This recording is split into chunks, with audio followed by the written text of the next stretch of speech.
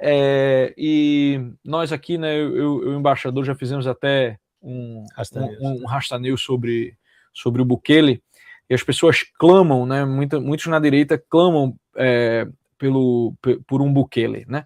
E vocês têm alguma inspiração nele ou a proposta de vocês é outra? Tem inspiração no Bukele, sim. Na verdade, tem inspiração nele. Tem também, eu estava hoje acompanhando alguns resultados econômicos do Milei na Argentina. Os dois fazem uma coisa, logicamente o que o Milei está fazendo vai precisar de mais tempo para validar aquilo tudo como uma tese ou como uma solução. Mas existem três grandes problemas latino-americanos que são quase insolúveis e que o Bukele ele foi o primeiro a começar a quebrar a ideia de que a gente não consegue. Que é, um é o crime, o crime que se tornou endêmico, se tornou regra na América Latina toda. A segunda é a América Latina como um lugar fiscalmente impossível, que o Milei começou a responder isso. E ambos vamos dizer, foram muito sinceros ao endereçar os problemas.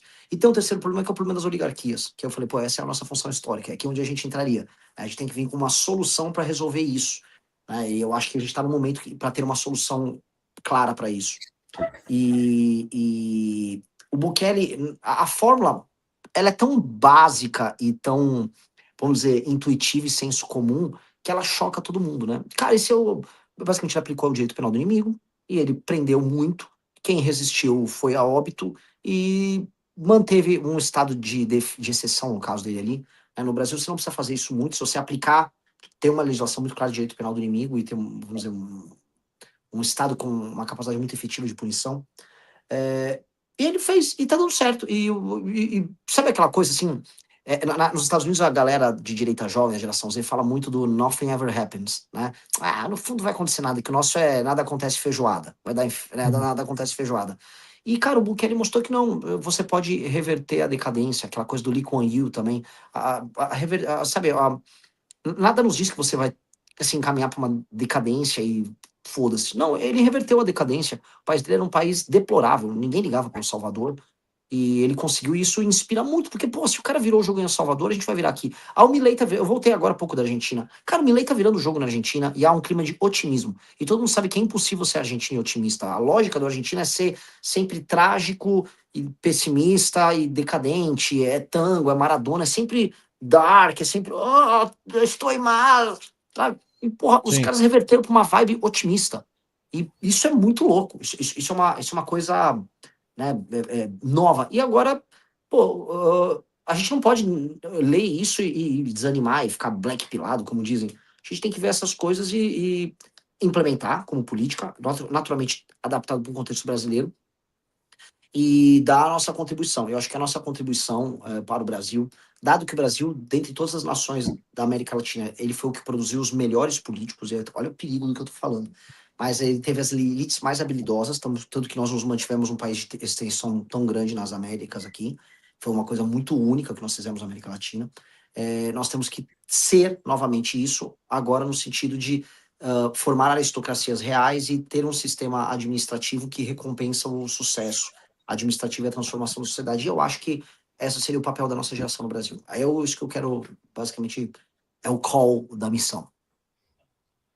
Mas a Argentina ganhou a Copa também, né? A Argentina ganhou a Copa. E qual que é a sua solução para a seleção brasileira? Vai dar uma Copa pra gente? Olha, eu tenho um texto que eu fiz com o Bisoto Navarrete que é bem legal sobre isso, tá? Eu não sei se eu estou sendo prolixo, que eu gosto dessas viajadas. Eu falei, aqui eu vou poder falar dessas coisas. É sobre aquela coisa do Dionisíaco e do Apolíneo, né? Que o Brasil, ele nunca foi só dionisíaco no futebol. O Brasil sempre foi apolíneo e dionisíaco. O Pelé, ele é uma figura que ele era apolínea e dionisíaca, entendeu? Por mais que o Garrincha fosse só dionisíaco, e por mais, sei lá, que um Bellini fosse muito apolíneo. Então você vai pegar a seleção dos 70, ela era apolínea e dionisíaca ao mesmo tempo. E todas as seleções que deram certo no Brasil, ele tinha esse elemento apolíneo, um elemento ordenador, e um elemento caótico e dionisíaco. E desde que o Brasil fechou com a Nike em 97, a autoimagem que o Brasil tinha de que nós somos sambistas e dançarinos, fez com que a gente achasse que o nosso futebol é um futebol lúdico de entretenimento, quando não, nosso futebol sempre foi lúdico e competitivo. E desde então o Brasil se perdeu num personagem que ele não é. E, na verdade, quem comprou a fusão do apolíneo com o dionisíaco, por incrível que pareça, foi a França, né, trazendo os imigrantes. E acho que o reencontro com o elemento apolíneo, não histérico, porque quando chamou o Dunga, ele trouxe um elemento apolíneo que ficou histérico, e é por isso que a seleção caiu por problemas emocionais em 2010. Se a seleção brasileira voltar a conjugar isso, o Brasil volta a ser altamente competitivo. Meteu a gnose. Mas Meteu a gnose nietzschiana, né? Meteu a gnose nietzschiana. Mas não, as conversas sobre futebol, elas se prestam para esse tipo de coisa.